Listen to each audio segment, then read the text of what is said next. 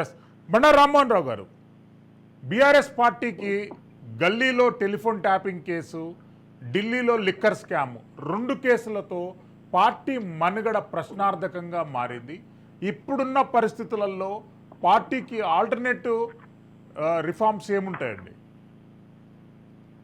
ఎప్పుడైనా కూడా ఒకసారి ఓడిపోయిన తర్వాత చేపలు కదా నీళ్ళ నుంచి దూరం అయితే ఎట్లా మన కొట్టుకు చస్తాయో ఆ రకంగా రాజకీయ పార్టీలు తయారైన అధికారంలో ఉన్నప్పుడు నా అంత వాడు లేడు, సాగినంత కాలం నా అంత వాడు లేడు అనే అనుకునే పార్టీలు కానీ నాయకులు కానీ సాగకపోతే చదివిన పడిపోతున్నారు, లేకపోతే మళ్ళీ అధికార పార్టీ వైపు వెళ్తున్నారు, నీళ్ళ వైపు వెళ్తున్నారు, అధికారం అనే మడుగు వైపు వెళ్తున్నారు. ఇది నేను చెప్పింది కాదు, చాణక్యుడే చెప్పారు. కనుక ఇవాళ పార్టీలకు దోకాలేదు, నేను స్పష్టంగా చెప్తున్నాను. ఎందుకంటే గతంలో కాంగ్రెస్ పార్టీ నుంచి 21 మంది ఎమ్మెల్యేలు గెలిస్తే 13 మంది చేర్చుకున్నప్పుడు 2014లో, 2018కి వస్తే 19 మంది కాంగ్రెస్ పార్టీ ఎమ్మెల్యేలు గెలిస్తే 12 మందిని చేర్చుకొని టిఎల్పీనే మన శాసనసభ సంఘాన్ని విలీనం చేసుకున్నప్పుడు చూసాం మనం. కానీ కాంగ్రెస్ పార్టీ పని అయిపోయింది అన్నారు కదా, అప్పుడు అయిపోయిందా? కాలేదు కదా. ఎందుకంటే నేనేమంటున్నా అంటే ఇవి వస్తుంటాయి, కేసులు ఇవన్నీ ఉంటాయి, తట్టుకొని నిలబడతారు, లేకపోతే పోతుంది. కానీ మొత్తమే పార్టీ పోద్ది అనేది సరైనది కాదు. ఉదాహరణకు తెలుగుదేశం పార్టీ మొత్తం మునిగిపోయింది తెలంగాణలో అన్నారు. మళ్ళీ మొన్న రెండోసారి ఆంధ్రప్రదేశ్లో అధికారంలోకి వచ్చిన తర్వాత బ్రహ్మాండంగా మరి ఊరేగింపు తీయడం మనం చూసాం కదా. మళ్ళీ 2 కళ్ళు అనే సిద్ధాంతం తీసుకొచ్చి మళ్ళీ చంద్రబాబు నాయుడు గారు తెలంగాణలో ఊరేగుతున్నారు. అంటే ఎప్పుడు కూడా ఒక పార్టీ మొత్తం పోద్ది అని చెప్పలేము. కొన్నిసార్లు జరుగుతుంటాయి, పెద్ద పెద్ద పార్టీలకు తప్పలేదు. ఉదాహరణకు 2014లో 15 సీట్లు సాధించిన తెలుగుదేశం పార్టీ మొత్తం మాయమైపోయి 2018లో మహాకూటమి కట్టి కాంగ్రెస్ అట్లాగే తెలుగుదేశం కలిసి పోటీ చేసినా కూడా పెద్దగా ఫలితాలు రాలేదు.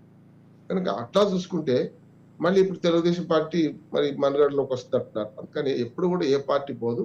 మీరు అన్నది 2 సంకటాలే. ఒకటేమో గల్లీలోనేమో ఫోన్ ట్యాపింగ్ కేసు, అందులో ఇప్పటి వరకు అయితే తీగలాగుతున్నారు, డొంక లేదు. ఇంకా కూడా ప్రభాకర్ రావు అక్కడి నుంచి విదేశాల నుంచి రావాలి, రాధాకిషన్ రావు రిమాండ్ లో ఉన్నారు. అట్లా చూసుకుంటే మనకి ఇవన్నీ స్థానికంగా వచ్చే కష్టం.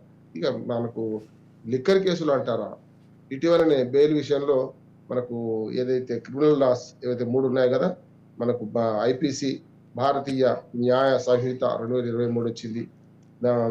సిఆర్పిసి అయితే భారతీయ నాగరిక సురక్ష సంహిత అని మళ్ళీ మార్చారు.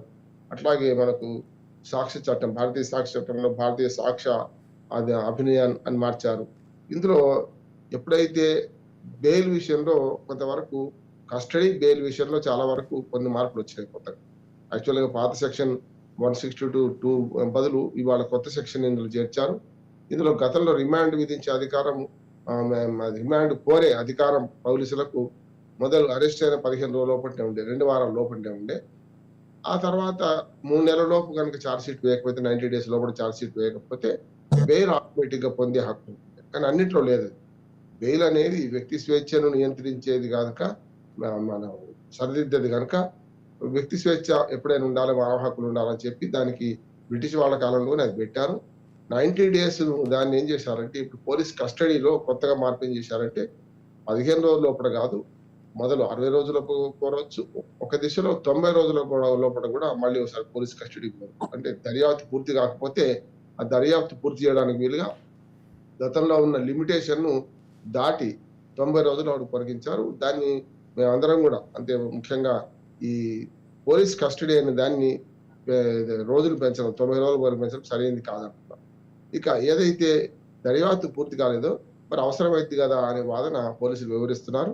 ఇప్పుడు లిక్కర్ కేసులో ముఖ్యంగా 3 నెలలు అయిపోయినా కూడా వాడు ఛార్జ్ షీట్ వేయలేదని, వేసిన ఛార్జ్ షీట్లు కూడా కొన్నిట్లో చూసాం మనం, వేసిన ఛార్జ్ షీట్లు కూడా రిటర్న్ అయింది కనుక పోయినాయి.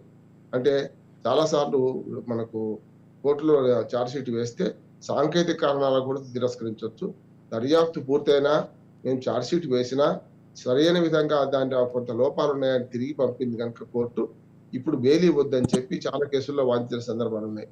కనుక అందులో టెక్నికల్ కారణాలతో బెయిల్ అయిపోతుందని నేను అనుకుంటున్నాను. రెండోది ఏంటంటే మనకు సీరియస్ క్రైమ్ ఇది. ఒక రకంగా చెప్పాలంటే అసలు సూత్రధారి మనకు కవిత గారే అని చెప్పి ఇక్కడ పోలీసులు ప్రాసిక్యూషన్ కోర్టు ముందర వాదించారు. దానికి అనుగుణంగానే ఇప్పటి వరకు బెయిల్ దొరకలేదు. ఇప్పుడు ఏం చేస్తున్నాడు, సాంకేతిక కారణాలతో 90 రోజులు అయిపోయినా కూడా మీరు ఛార్జ్ షీట్ దాఖలు చేయలేదు కనుక దాని మీద మాకు చట్ట ప్రకారం ఏది కొత్త సిఆర్పిసి ప్రకారం మాకు ఇవ్వండి బెయిల్ అని చెప్పి మళ్ళీ తన కవిత న్యాయవాదులు అప్లికేషన్ పెట్టుకున్నారు.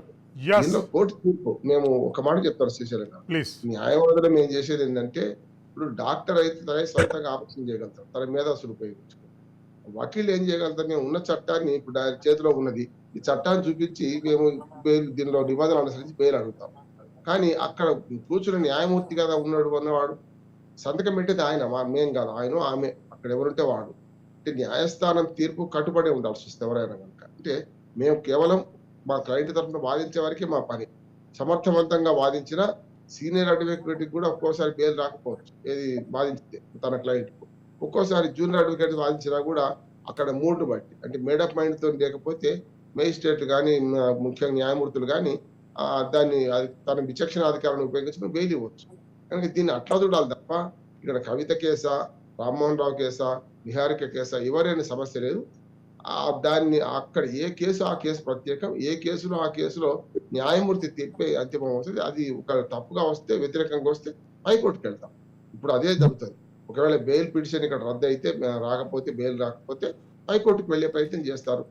కోర్టు అదే అన్నది, సుప్రీంకోర్టుకు పోతే కవిత బెయిల్ విషయంలో అదే అన్నది, హిందూ కోర్టులు తేల్చుకోవడం మొదలు ట్రయల్ కోర్టులు తేల్చుకొని రండి అన్నది. ఆ రకంగా ట్రయల్ కోర్టులో ఇప్పటికీ ప్రయత్నం. బండా రామ్మోహన్ రావు గారు మళ్ళీ వస్తాను. సంధ్యారెడ్డి గారు.